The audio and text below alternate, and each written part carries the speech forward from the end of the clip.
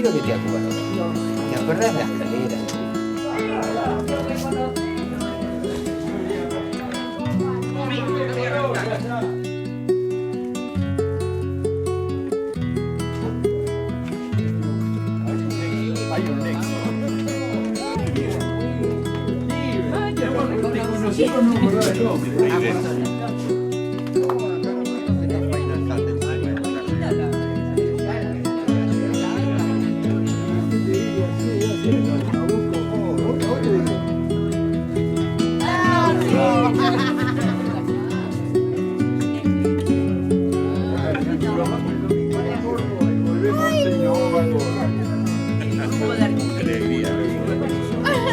Tengo algo así, ¿o no? ¿O no? ¿Cómo andás? ¿Viste que yo tengo memoria? Ah, señora. A usted.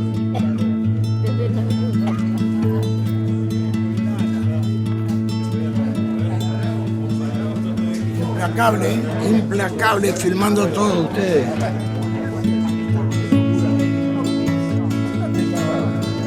Mucho gusto.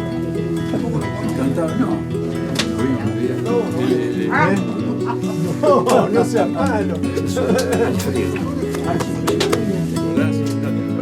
¿Cómo no me voy a acordar? No, carajo, no te acordás. Ah, se acordó, dijo no. Dijo el apellido. ¿Te acordás? ¿Cómo entras? Sí, cierto. Dardo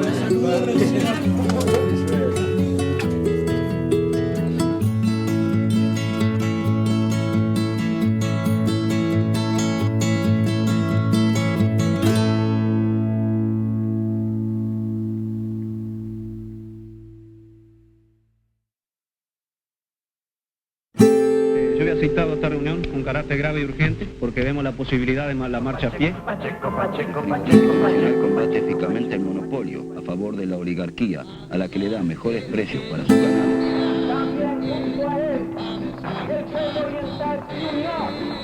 Para enfrentar a la oligarquía y al imperialismo de la época. Vamos, compañeros, con la frente alta, quien lucha por algo lo alcanza. Y hoy volvemos a lo mismo.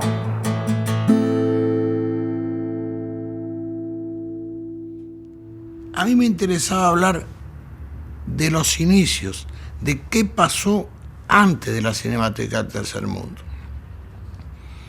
Y eso tiene un nombre, Festival de Marcha. Acá Alfaro escribe: entonces se presentó en marcha a Walter Achugar y dijo: yo creo que las grandes películas, las que van por los circuitos comerciales, ya tienen bastante promoción y más bocas de salida de las que necesitan. ¿Por qué Marcha se convierte con sus festivales en una boca comercial más? Hay en cambio todo un cine alternativo, tercermundista, sin posibilidad de distribución, como no sea un centro estudiantil, un sindicato o un cineclub. Ese es el cine que debería nutrir los festivales de marcha. Y en el mejor estilo de Walter, la misma ráfaga de viento que lo trajo, se lo llevó.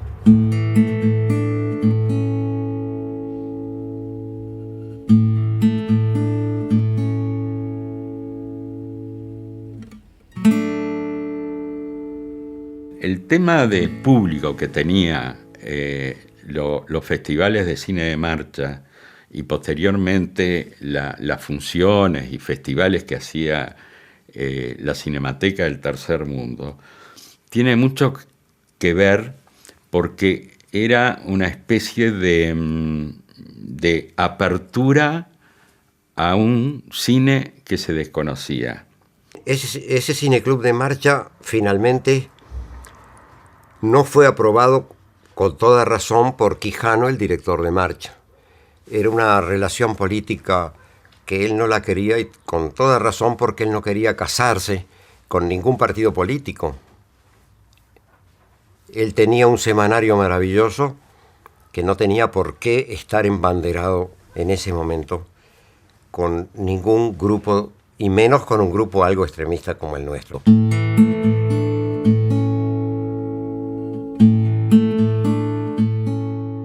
Paralelamente con todo este proceso de democratización del cine, también el cine que empezó a llegar a lugares a los que siempre estaba prohibido. Estaba prohibido ir a filmar, eran inaccesibles y estaba prohibido hacérselo ver a la gente. Entonces eso fue un poco, me parece, lo que se empezó a descubrir en estas cosas que traía Walter, ¿verdad? Que fue el gran proveedor de este material que venía para el Festival de Marcha.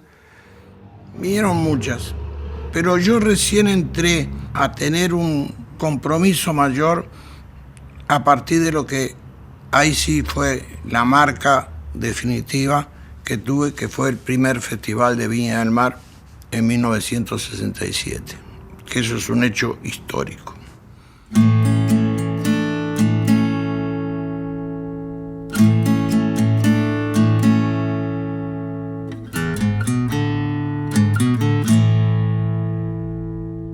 Yo creo que los festivales de Viña del Mar fueron los primeros festivales que congregaron un cine nuevo que se estaba haciendo a nivel de América Latina.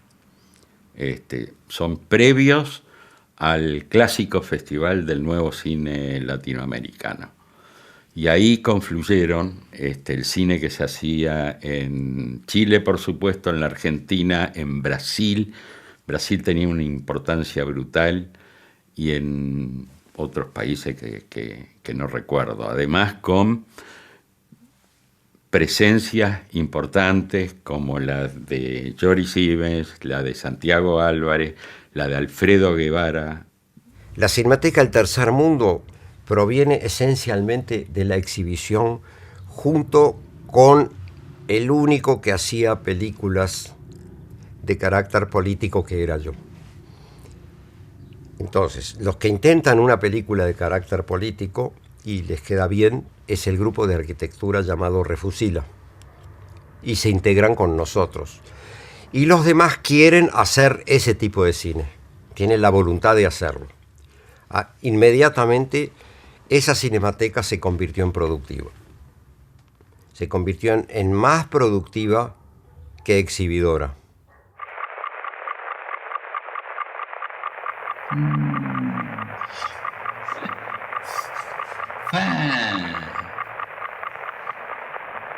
Hace tiempo, hace muchos años. Pero muchos años, ¿no? Demostración estudiantil. Me empiezo a acordar de cosas. Desde mañana no habrá carne. Leche, se agudiza la escasez en invierno. 10 de junio, bueno. amarga realidad. Aumento de menores al Consejo del Niño. Un hombre intentó tirarse desde la antena del Sodre. No podía conseguir trabajo. 11 de junio, iniciaron huelga los funcionarios Mirá vos. Enseñanza para Ni me 42 acordaba cómo días. empezaba. Cerrados los bancos oficiales. Junio 12, se mantiene el Sí, conflicto bueno. bancario. Boleto, nuevo aumento. Conflictos en el sector público. Nuevos choques entre estudiantes y policías. Sí, la tiré.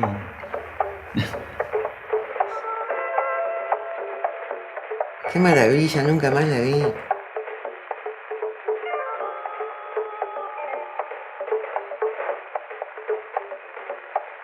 Yo pasa que esas cosas que fuiste el diablo que quedó con el rollito. Misterio total. ¿Cuánto que no la veías? Desde que lo que sé, o sea, 40 años. 70 años que no veo Refusila. Qué bárbaro. Debe parecer una antiguaya.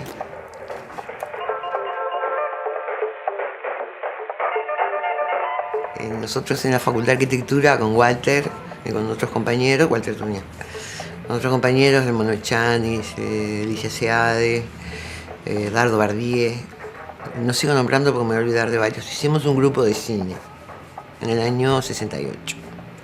Estábamos muy influenciados por las películas que pasaban en el Cine Club de Marcha, que eran películas de corte militante, de denuncia, y queríamos hacer también nuestra película de denuncia sobre nuestro 68. Entonces empezamos con el grupo de cine de facultad, hicimos efectivamente una peliculita que se llamó Refusila, que se llamó además de una manera comiquísima ese grupo, ¿no? Quizás no interese mucho ahora, pero el que armó el grupo de cine de facultad fue Dardo Bardier, y lo armó de una manera extrañísima. Fue a la biblioteca de facultad y se puso a estudiar, a seguir en los registros de los libros quiénes eran las personas que sacaban libros de cine. Y así juntó 5 o 6 personas. Y a ellos los convocó un día en la cantina y llegamos todos, algunos nos conocíamos de vista, otros más o menos, pero ¿qué estamos haciendo acá? Éramos los que sacábamos libros de cine. Y así se formó el grupo de cine de la facultad. Cuando entré a facultad ya tenía una filmadora y acababa de comprar otra. Para dar idea de la situación, durante 6 meses había ahorrado de lo que comía y por lo tanto comía solamente arroz. Como consecuencia llegó un momento que se empezaron a aflojar los dientes. Como consecuencia dije, bueno, está aquí. Y compré una filmadora excelentísima, que hasta el día de hoy creo que funciona. Y era el que tenía el equipo. Es decir, yo venía con la pelota. Pero no me quería quedar con la pelota. Nosotros no sabíamos nada. Absolutamente nada. Alguien apareció con una cámara, probablemente Dardo. Empezamos a toquetearla, a ver cómo diablo era. En esas investigaciones se van como perfilando, ¿no? Enseguida el flaco con esa habilidad que tiene se perfiló como el que más manejaba. Yo también intentaba, pero me la sacaban porque decía que filmaba horrible. Y luego nos pasamos viendo cómo se hacía una película, ¿no? Cómo se hace, ¿no? Entonces había que empezar por un guión, pero un guión de un documental. Bueno, vamos a estructurarlo, ¿qué queremos poner? Eran días y noches de discusión y de averiguaciones, porque tampoco teníamos a quién preguntarle. La idea era hacer y producir para que la gente pudiera tomar un poco de conciencia de lo que estaba pasando. Ese era un poco el objetivo que teníamos. Y que coincidimos después cuando nos encontramos con el otro grupo del Cine Club de Marcha, ¿no?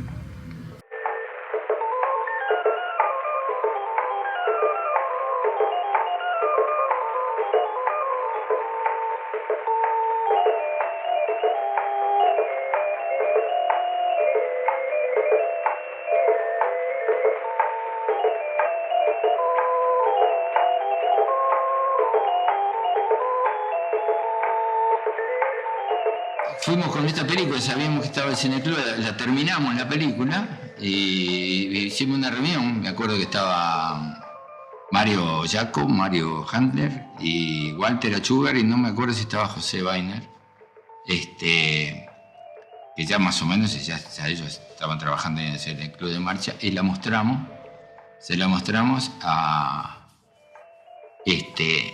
y me acuerdo que Mario Handler sobre todo quedó muy entusiasmado, y ahí, a partir de ahí, yo qué sé, nosotros fuimos como a mostrársela que habíamos hecho, y a partir de ahí coincidimos en muchas cosas y bueno, ya decidimos integrarnos como grupo ellos.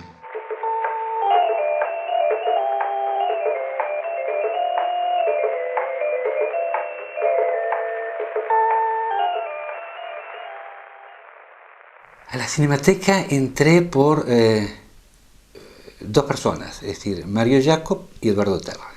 Esas 2 personas que sí que yo los conocía desde tiempo, es decir, los conocía de mucho tiempo, pero yo trabajaba en publicidad, entonces sí los conocía porque a veces iban a revelar material o porque pasaban por la productora donde yo trabajaba. Y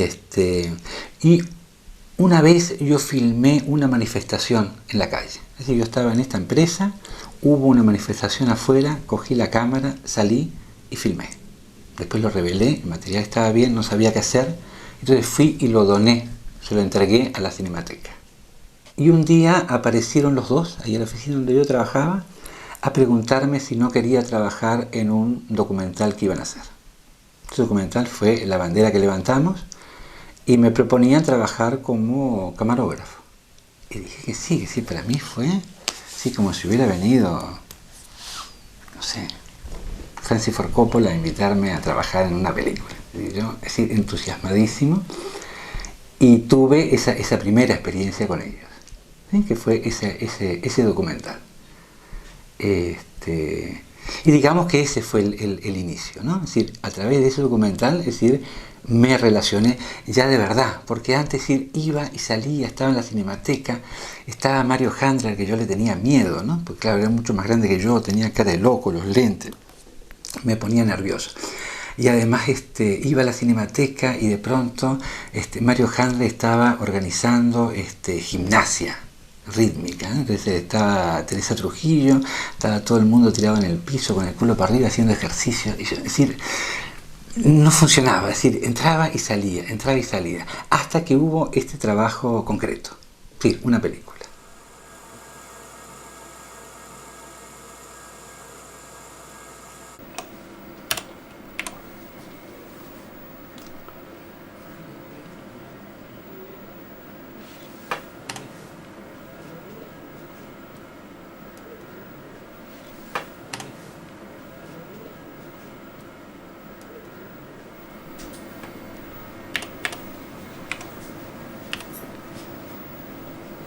Ese Milton Andrade y Weiner.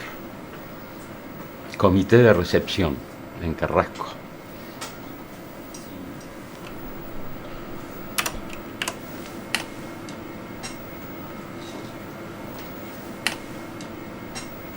Ahí está Weiner, que seguramente, como habla francés, Alfaro, Achugar al lado de Jory Siven. D'être avec vous, parce que c'est un milieu important pour le développement culturel, social dans votre pays, votre groupe. Et c'est bien quand on vient dans un pays que je ne connais pas de faire votre connaissance. Bueno, ante todo está muy contento de encontrarse entre nosotros en un grupo como el nuestro, por la importancia que tiene desde el punto de vista social y cinematográfico en nuestro país. Y claro. C'est un jour, une soirée, plutôt une nuit, très important pour Uruguay, pour votre peuple, pour le cinéma uruguay, pour le cinéma américain latino, pour le cinéma mondial. Hoy es un día importante, una noche importante para el cine, para nosotros, para el cine en Uruguay, para el cine en América Latina, para el cine mundial. Me parece que es Jory Siven, ¿no? Me parece que es Jory Siven, sí.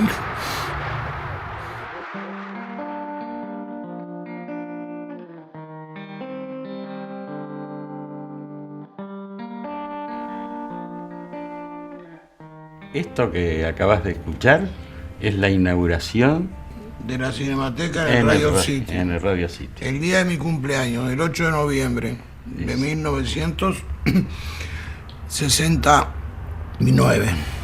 Estoy emocionado, ¿eh?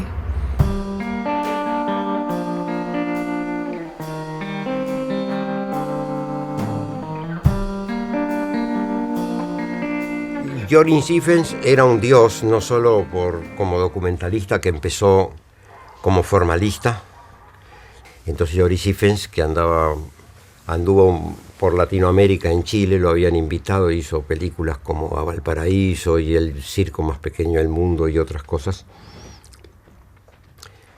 Consintió en venir a la inauguración de la Cinemateca del Tercer Mundo. Y bueno, fue muy emocionante, no tanto para mí porque yo no estaba muy interesado en las famas esas, lo trajimos para darnos prestigio, me pareció muy interesante, muy importante tener a un hombre grande como ese, que todavía estaba en la posición de comunista cercano a los soviéticos y a los cubanos. Siempre desempeñó un papel de maestro, ¿no? Y todo lo que veíamos de él tenía un valor de ejemplaridad, en fin, evidentemente lo que él nos mostró también era el camino que debíamos recorrer y mostró que lo que era un cine necesario era al mismo tiempo un cine posible.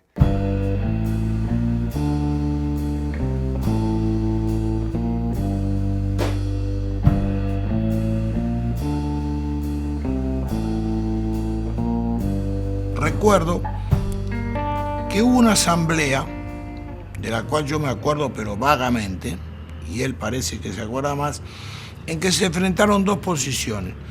Los que estaban para que la Cinemateca del Tercer Mundo produjera documentales, produjera cine, y los que estábamos, yo, por otra. Porque entre las cosas que, después de las palabras que leí de Alfaro cuando le propuso el festival, inmediatamente después me di cuenta, creo que fue después del primer festival del 67, que lo que había que hacer, esa fue una frase que acuñé yo, lamento hablar de yo, no me gusta, pero le dije a Alfaro, tenemos que difundir cine, mostrar cine para lograr recursos para poder producir. Empezamos a difundir cine. Yo enseguida me metí en esa tarea y te digo que había experiencias lindísimas. Íbamos a sindicatos, a colegios, a un montón así de lugares que nos llamaban y armábamos los paquetes de película más o menos de 1 hora, 1 hora y media, porque después hacíamos debate. Es decir, la cuestión de la cosa no era tanto o solo dar la película, sino dar la película y hacer un debate de manera que la película te ubicaba en una situación política determinada, en un contexto político, y que la gente participara. De repente nos íbamos, yo que sé, a Villa Unión y le dábamos a los cañeros. Una vuelta, me acuerdo, 2000 tipos en la plaza de Villa Unión dando una película. Y íbamos así, nos contactábamos con distintos grupos, que yo que sé, íbamos a París o Sarabia también, a ver cine, había distintos lugares que contactábamos a algún grupo y ya estuviera trabajando, fuera un comité de base, y armábamos una función con distintas películas. Teníamos 150 o no sé, más o menos, 200 películas, todas políticas. Me acuerdo durante la huelga famosa aquella, habíamos filmado una entrevista a Sereñi, que la revelamos, la procesamos, la armamos, y esa entrevista la íbamos exhibiendo de fábrica en fábrica. Las fábricas estaban ocupadas, entonces íbamos llevando ese discurso. Entrábamos a una fábrica, nos hacían entrar a la fábrica, entramos a la fábrica, mostrábamos eso. Los obreros se entusiasmaban, ¿sí? Salíamos de la fábrica, íbamos a otra. Es decir, no sé, yo creo que ese cine, por lo menos en ese momento, funcionó. Bueno, yo conservo, no sé cómo, el catálogo de las películas que nosotros difundíamos. Un catálogo muy modesto, fíjate, hecho a mimeógrafo, pero tenía unas cuantas paginitas y unas cuantas películas.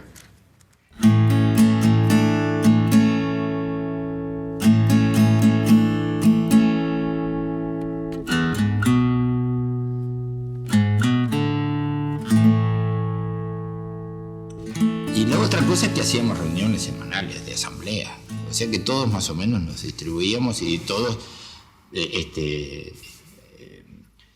discutíamos cuál era el camino a seguir, ¿no? Eso era lo más pesado.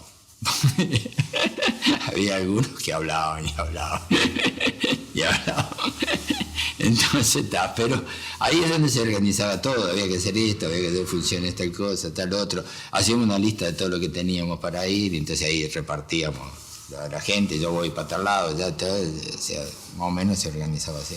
Bueno, yo estaba, dentro de esos equipos yo producía, pero estaba sobre todo en llevar los proyectores a las fábricas o a los sindicatos o a las facultades. Pero además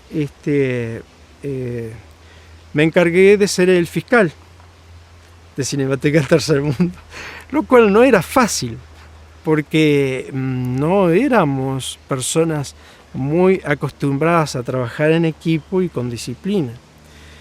Y el trabajo mío consistía en algo sencillísimo. En cada reunión yo anotaba prolijamente a qué se había comprometido cada uno. En la siguiente reunión decía, bueno, tal persona dijo que iba a hacer tal cosa. ¿La hizo o no la hizo? Bueno, me hizo odiar.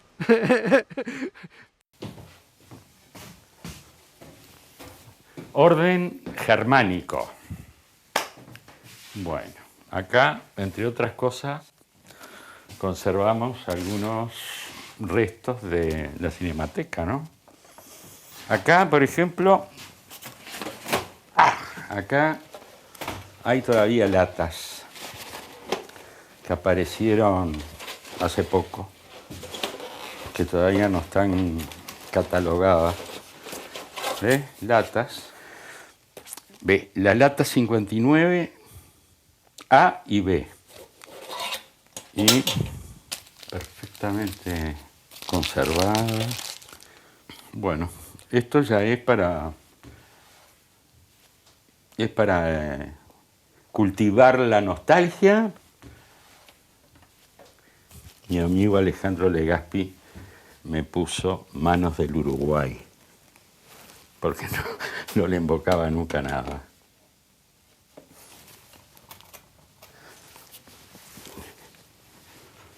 Esto era así. Y hoy en día, al lado de las camaritas que usan, esto tiene su peso, ¿eh? La producción de la Cinemateca, para los pocos recursos que había, fue algo importante, ¿no? Pero cuando uno lo mira desde una perspectiva actual, se reduce a muy pocos títulos. Por supuesto, la más difundida es Me gustan las estudiantes, como bien dice acá. Acá acabo de leer, ¿no? Lo cual me parece... Dice, casi sin dinero hicimos Me gustan los estudiantes y se convirtió en el film uruguayo más difundido de nuestra historia y el film estudiantil por autonomacia en muchas partes del mundo. Es interesante porque esto debe haber estado escrito en el 70 y 40 años después Mario sigue diciendo lo mismo, que Me gustan los estudiantes, el film uruguayo más difundido de nuestra historia. Y seguramente tiene razón, ¿eh? El más pirateado, por supuesto.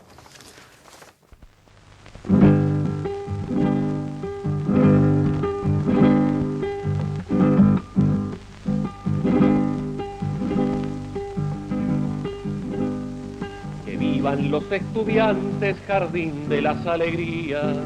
Son aves que no se asustan de animal ni policía, y no le asustan las balas ni el ladrar de la jauría. Caramba y zamba la cosa, que viva la astronomía.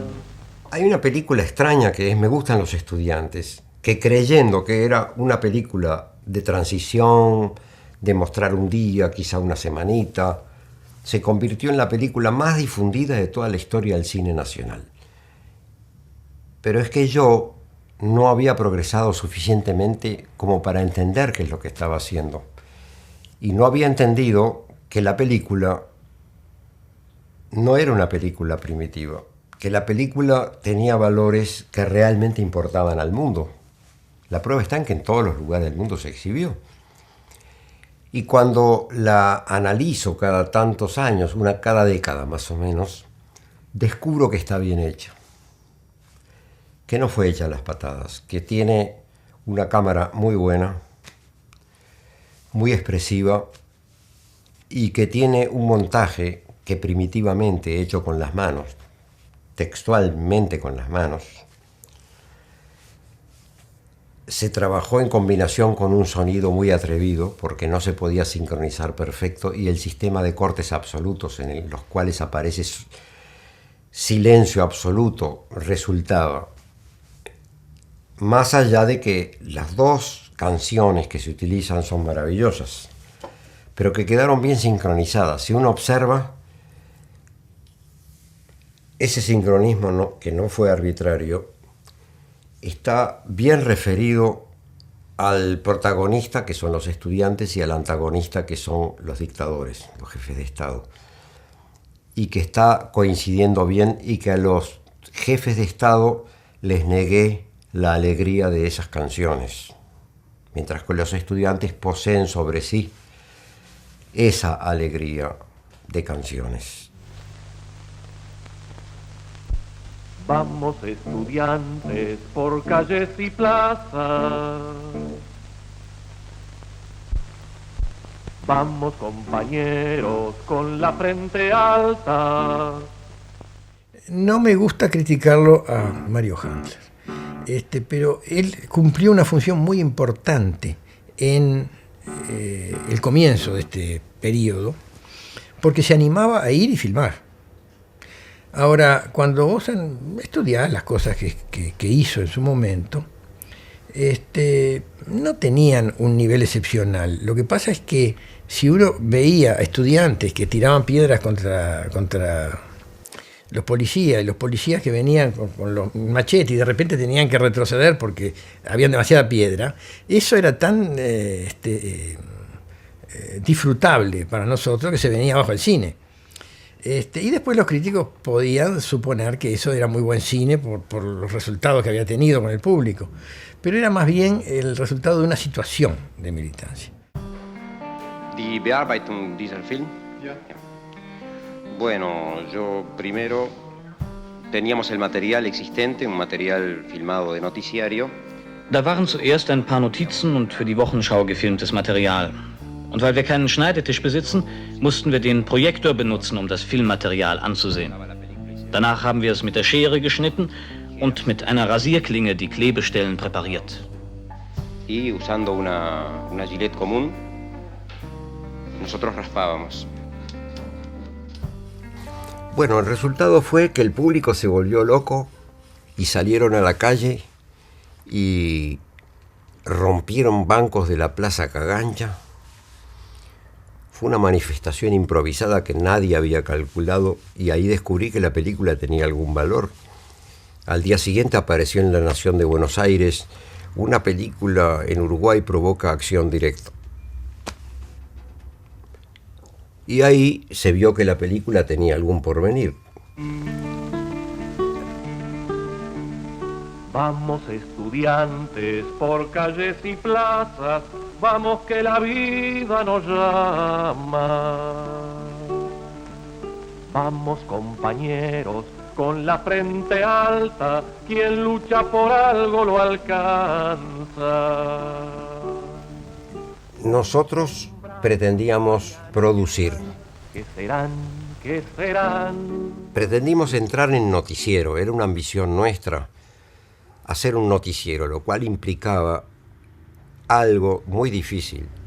Implicaba filmar, revelar de inmediato, editar de inmediato, montar de inmediato y exhibir de inmediato, lo cual era muy difícil. Entonces yo me propuse hacer, con respecto a la huelga más larga que hubo en la historia del Uruguay, que era la huelga de los obreros de la carne, que peleaban sobre todo centrados en que les empezaron a negar 2 kilos de carne que les daban como complemento del sueldo todos los días, que se lo llevaban para su casa.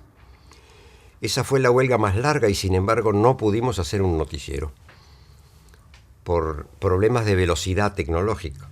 Entonces de ahí surgió un documental que fue muy bien investigado y escrito por José Weiner y que lo dirigí yo, que se llamó 1969 El problema de la carne. Se exhibió como un documental. No se pudo terminó la más larga huelga de la historia y no pudimos terminar la película durante la huelga, que era la idea de exhibirla frente a los obreros.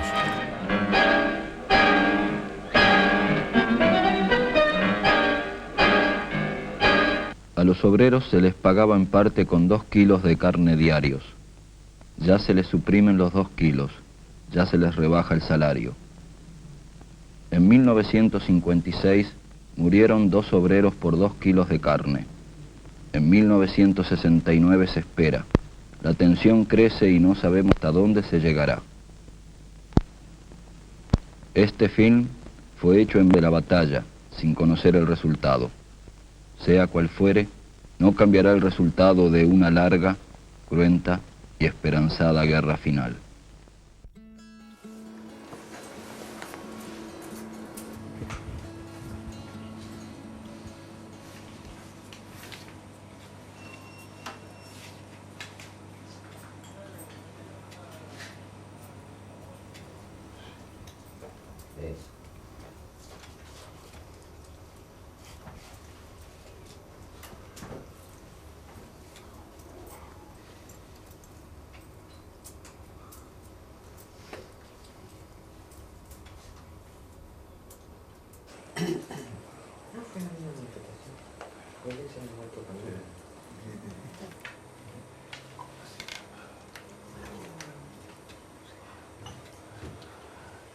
Cuando nació Mariano.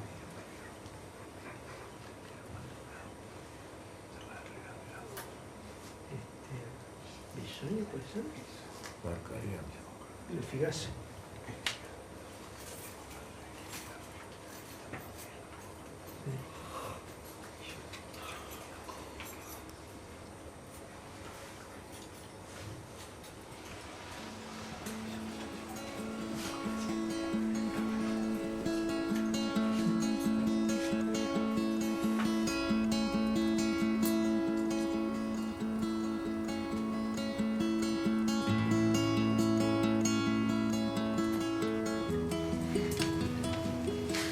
¿Se pueden hacer críticas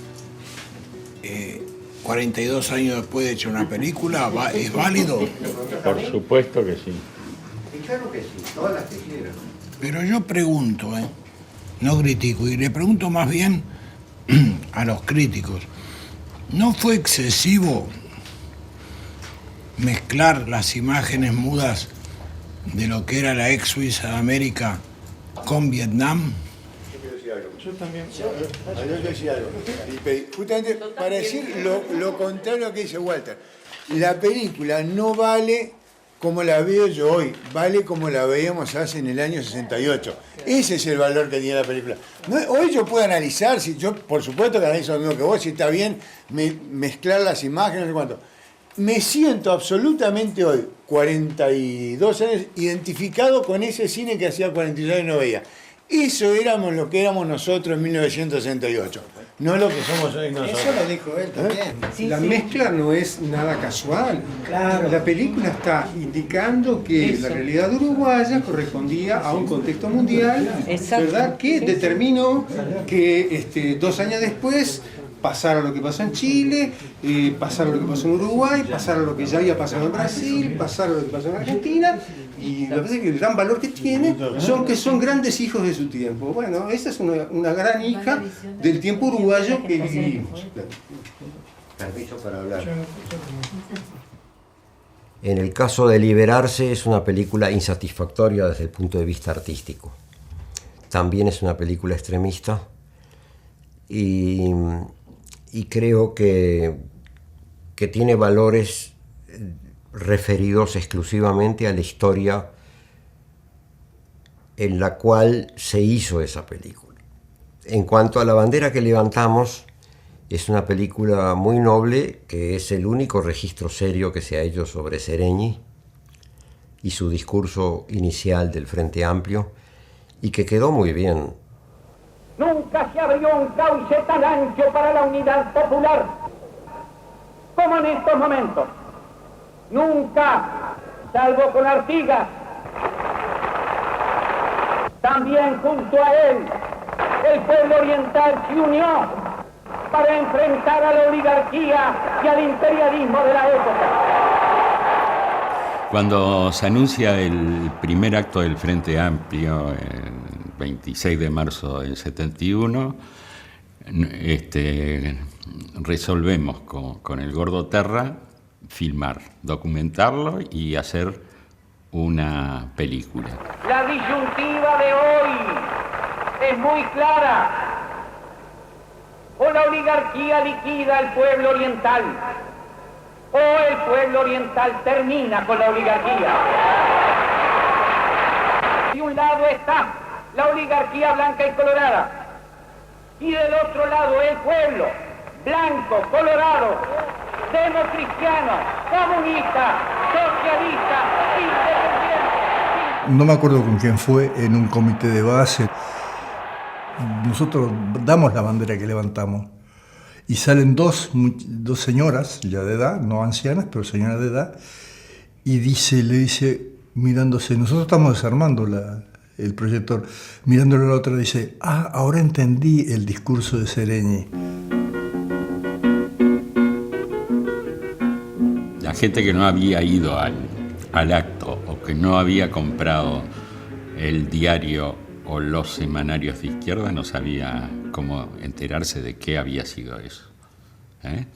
Pero creo que el único mérito que tiene el documental es haber estado en ese momento. y haber hecho un registro que, con la perspectiva de hoy, es el registro de un hecho histórico, nada más.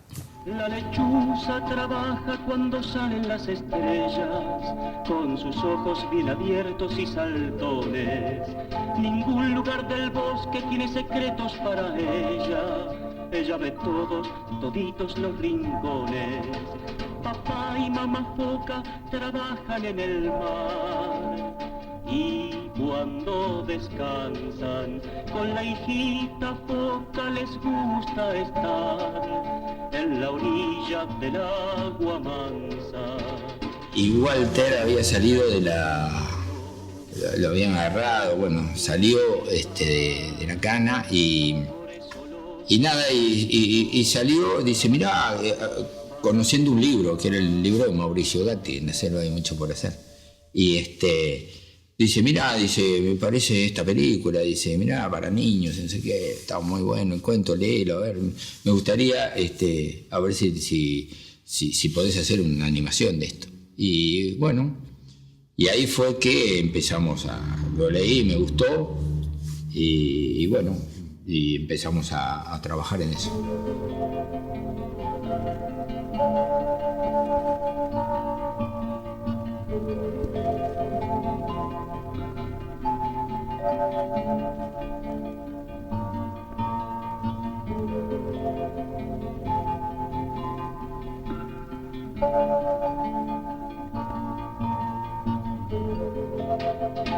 Nos llevó mucho rato amalgamar el concepto o la, digamos, morfología del dibujo, ¿no?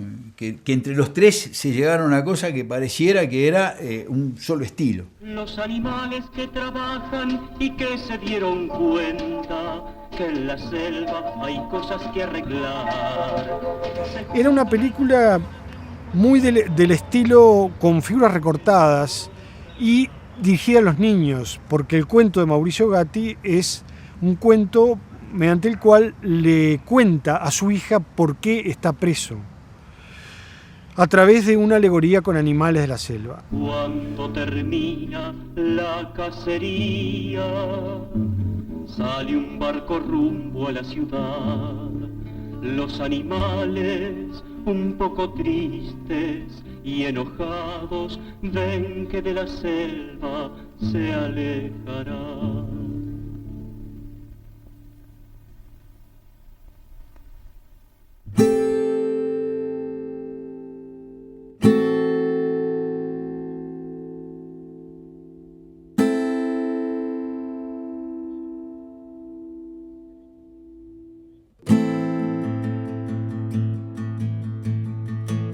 A medida que la represión se intensifica, el margen de acción para lo que quería hacer la Cinemateca del Tercer Mundo se ve cada vez más constreñida.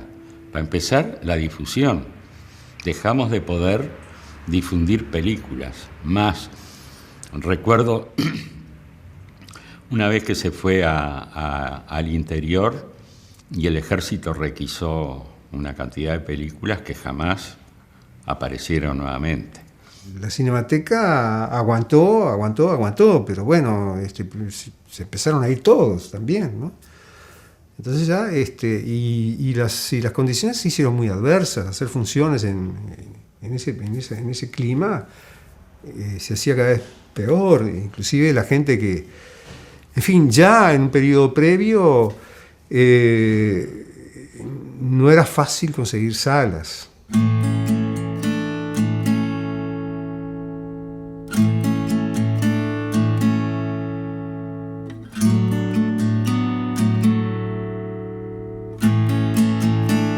Nosotros vimos que había atentados a otros. Entonces pensamos en qué se podía hacer y yo fui a algo bien simple, lo más económico.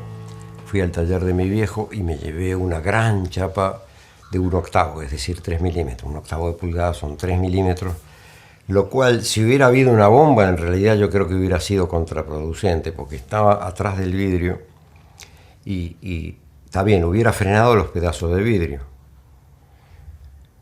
pero si la bomba penetra más, puede derretir el hierro y matarnos las esquirlas de hierro. Pero en fin, era una protección entre simbólica y real, no sabemos. Era una chapa grande, era de varios metros. Claro, si uno quiere proteger bien, recomiendo para la próxima revolución poner más o menos un mínimo de media pulgada. Y si hay dinero, poner una pulgada entera.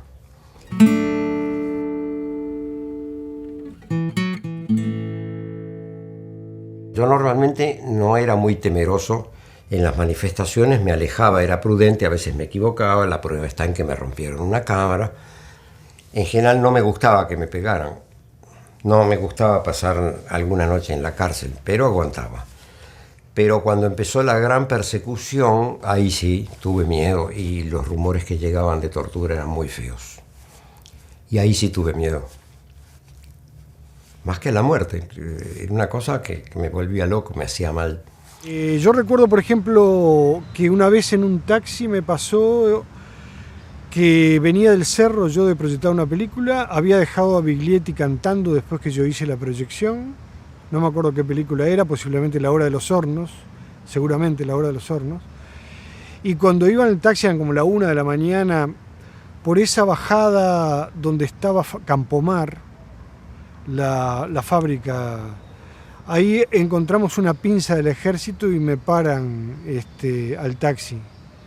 Y yo llevaba en la valija todo el equipo de proyector con todas las películas.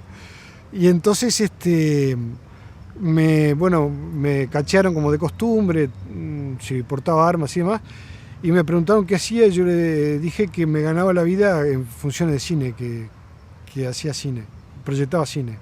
Y entonces abrieron la valija, miraron y me preguntaban películas de qué eran. Es todo cine para niños, les digo, yo voy a cumpleaños para niños. Y me acuerdo que uno de los policías, yo no sé si me quisieron perdonar, porque uno de los policías dijo, ¿y a esta hora cumpleaños de niños? Pero el asunto es que me dejaron seguir. Pero una de las cosas que marcó más fue ese allanamiento que hubo en el local y que se llevaron gran cantidad de películas. Además de ello, que no me acuerdo de algunos, no sé, proyectores o algunas cosas, pero sobre todo películas, se llevaron muchas y eso ya nos desarmó.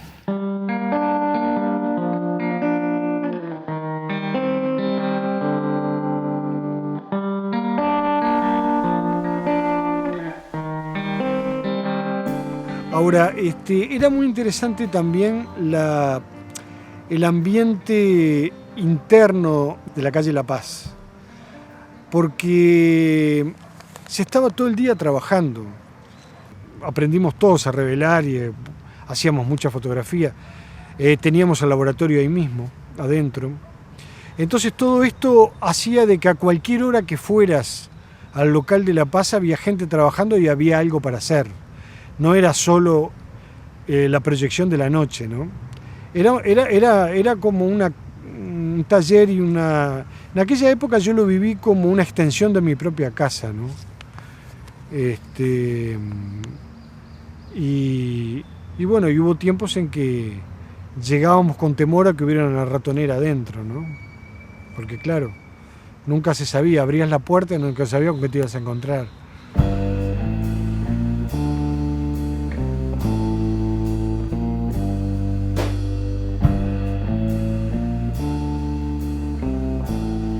Y después, poco tiempo después, ocurrió todo el desastre del 14 de abril de 1972, que a todos nos mandó al desastre, que la Cinemateca se terminó. Se terminó también el MLN, se empezó a terminar el Partido Comunista, la Central de Trabajadores, todo empezó a terminarse, ese fue el comienzo del fin.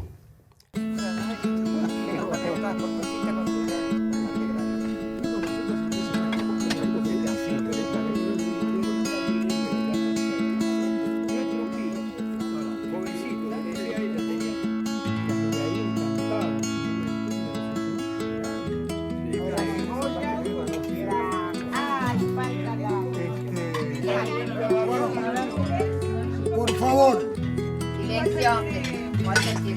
quiero hacer un brindis. Bueno, hoy estamos aquí. Y yo quiero hacer un brindis por los que no están. En primer lugar por Alfaro, el principal, el responsable de todo. Quiero también brindar por mi querido Marquitos Banchero, Marcos Banchero, y quiero hacer un homenaje a otro que se fue, a un maravilloso maestro del cine documental, Joris Ivens, que fundó con nosotros la Cinemateca del Tercer Mundo el 8 de noviembre de 1969. Entonces, por Joris, el holandés Volante, el maravilloso maestro, Alfaro, Marcos y Joris Ivens. Gracias. Salud.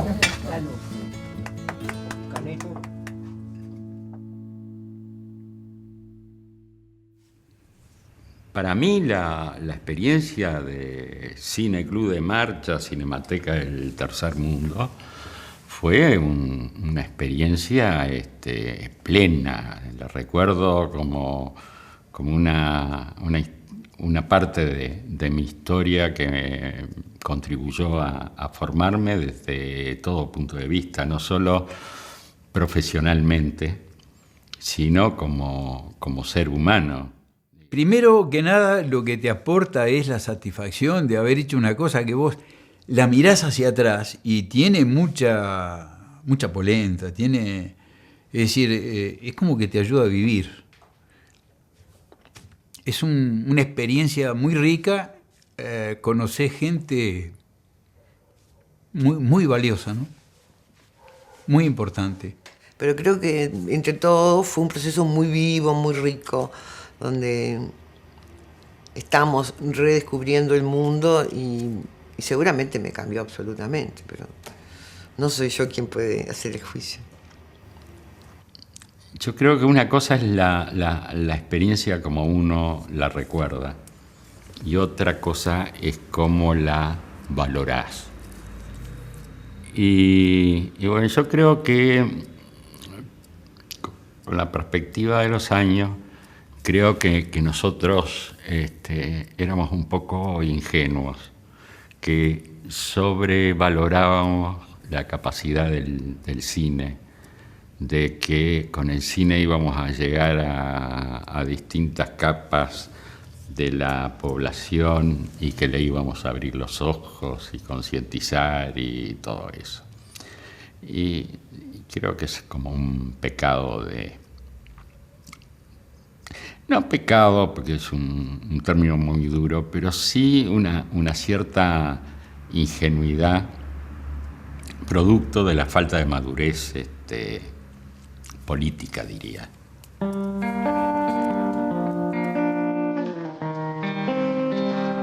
Mario, hier in diesem Produktionszentrum der Cinemateca del Tercer Mundo entstanden so wichtige Filme wie El problema de la carne, das Problem des Fleisches und Me gustan los estudiantes, mir gefallen die Studenten, in einer Situation der totalen Improvisation.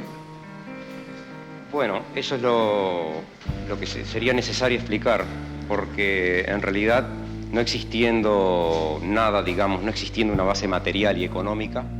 Es ist nicht leicht, die Entstehung der Filme zu erklären, denn wir haben keine finanzielle Basis. Die einzige Erklärung ist vielleicht, dass wir immer genügend Leute fanden, die zu kollektiver Arbeit fähig waren. An technischen und finanziellen Mitteln aber besitzen wir so gut wie gar nichts. Jeder musste etwas mitbringen. Eine alte Kamera, einen ausrangierten Projektor, einen simplen Umroller, ein bisschen Geld. Denn wir können nicht auf irgendeinen Mäzen hoffen. Und der Staat fördert den Film in keiner Weise, unseren schon gar nicht. Wir arbeiten im Hinblick auf unser zukünftiges Publikum. Das militante Publikum in Uruguay und ganz Lateinamerika, das unsere Filme wünscht und von dem wir auch Unterstützung erwarten können.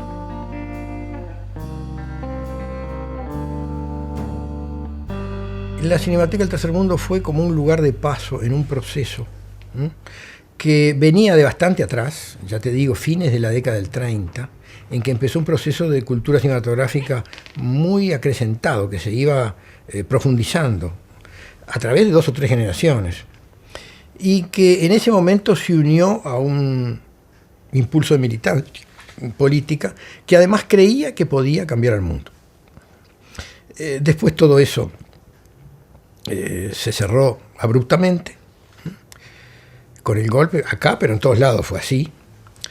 Y yo tengo la sensación de que esa experiencia sigue influyendo, sin que ellos lo sepan, en las generaciones jóvenes que hacen cine hoy, y que explica eso que los brasileños llaman el misterio uruguayo. El hecho de que un proceso de cultura cinematográfica que se asentó muy bien, ahora tomó a una nueva generación que siente que tiene que empezar de un umbral muy alto, más alto que otros de la región, y que quizá está recién empezando. Creo que lo que el cine de la Cinemateca del Tercer Mundo aportó fue esa aproximación a la realidad, que fue una de las cosas de las cuales el cine uruguayo siempre había estado. En los años previos, las películas de Uribe eran justamente esas búsquedas. Antes de Uribe había habido otras experiencias en el mismo sentido, y si se quiere, desde los años 20, fines de la década del 20, el cine de Carlos Alonso era sobre todo esa búsqueda de una realidad social y cultural propia.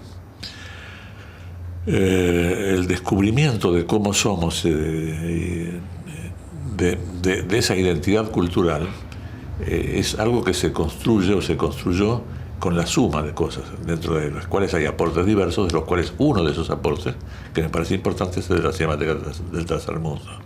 Sin ese camino previo, es difícil que se hubiera llegado a construir algo como lo que está en construcción actualmente en el cine uruguayo.